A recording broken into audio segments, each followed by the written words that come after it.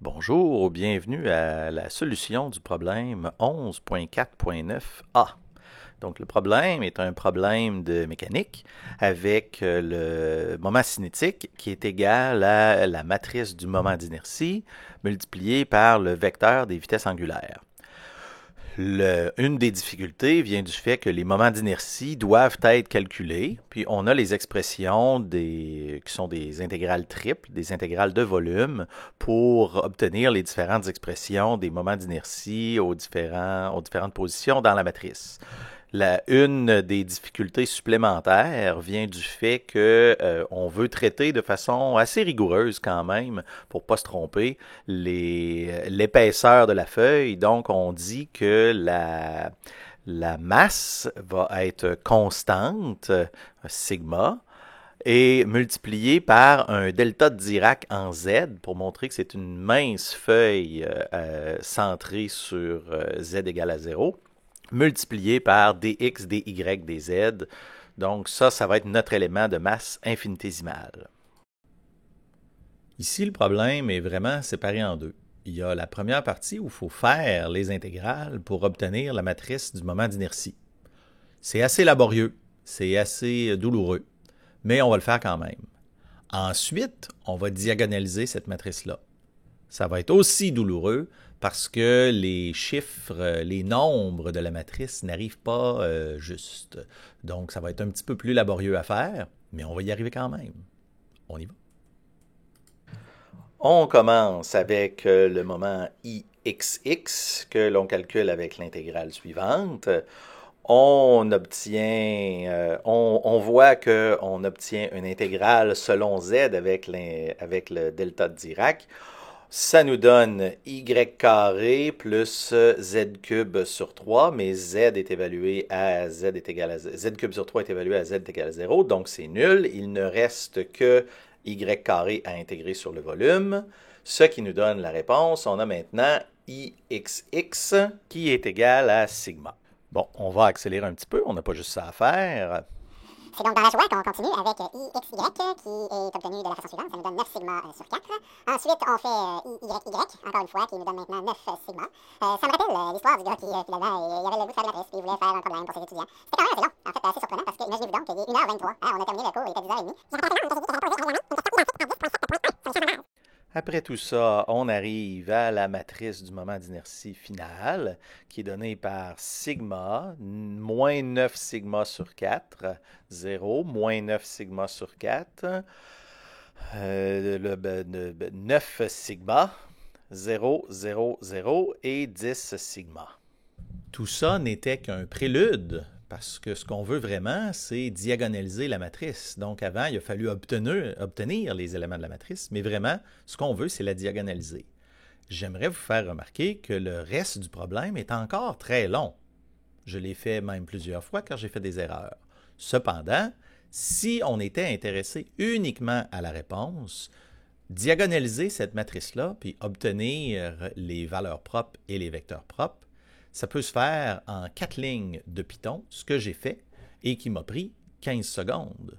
Donc, on va le faire à la main, parce qu'on se pratique, mais on sait qu'il y a des solutions dans la vraie vie.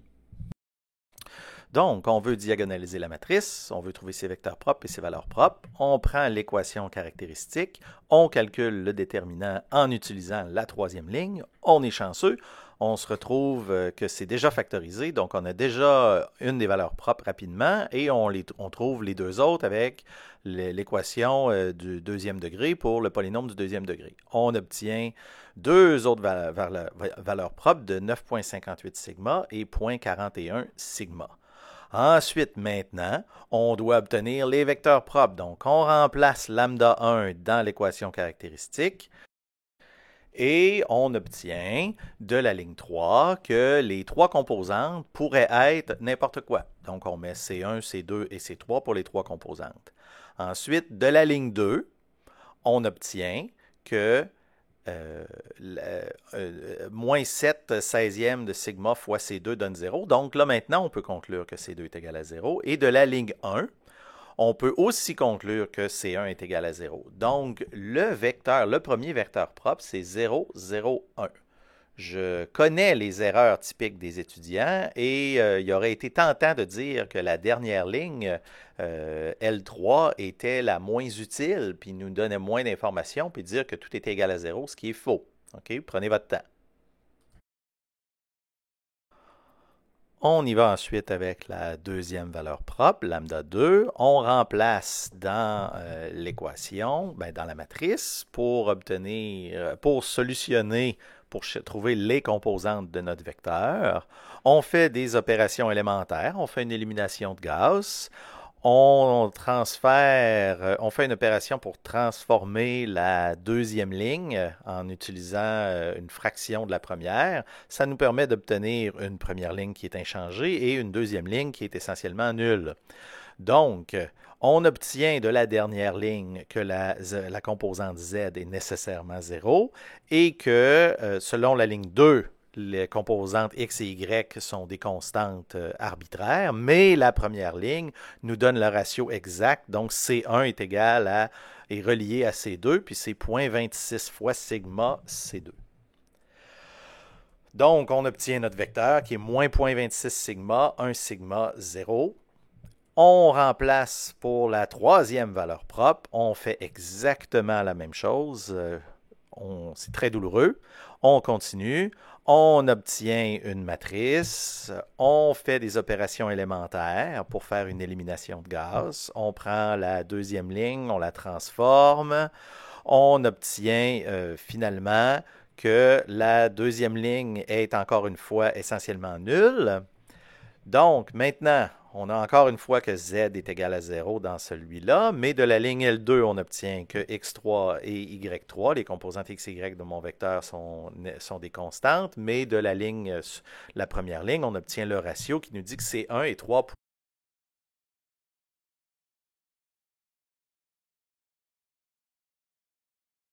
En terminant, les valeurs propres de ma matrice, lambda 1, lambda 2, lambda 3, sont 10 sigma, 9,8, 9,58 sigma et 0,41 sigma.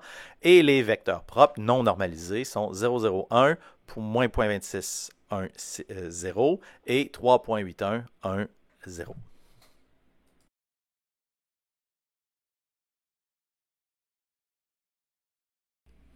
Soyons bien honnêtes, un problème très douloureux.